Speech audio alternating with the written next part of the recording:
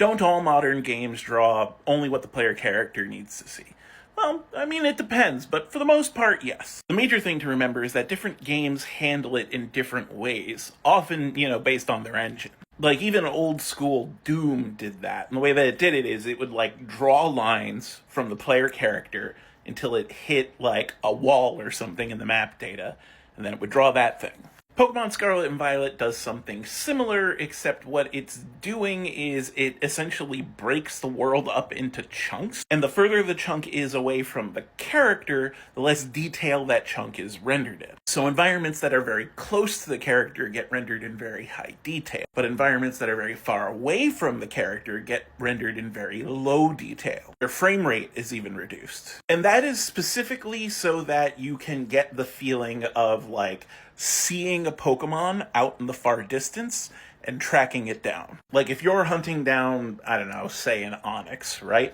That Onix may be running at 10 frames per second, janky jank animation, but you'll be able to see it and head toward it. A lot of people bring up Xenoblade Chronicles 3 or Tears of the Kingdom or Breath of the Wild when it comes to games that comparatively look better than Scarlet and Violet. And they do, but that's because they just don't bother rendering stuff in the distance. Breath of the Wild renders map data, but not enemy data in long distances. And it makes things like enemy camps glow or otherwise stand out in bright colors, so you can tell that there are enemies there without actually seeing enemy movement. Xenoblade Chronicles 3 basically does the same thing. There's just a certain distance that they won't render things, and that distance is way, way closer than what Scarlet and Violet is doing. But that's largely because, it doesn't particularly matter if you're running around a big field and an enemy pops in and now you have to fight it. That works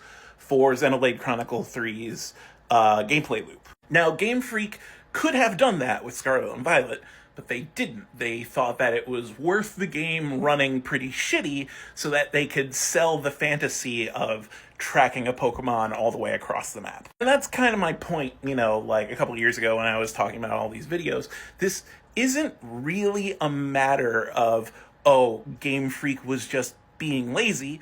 They made a design decision. And you can hate that design decision. That's fine. A lot of people do, and I understand why. But hate the design decision. It wasn't that Game Freak employees were just sitting at their desks straight up dorking it. They knew it was going to run this way, and they thought it was worth it. If it wasn't, well, there you go. That's your complaint.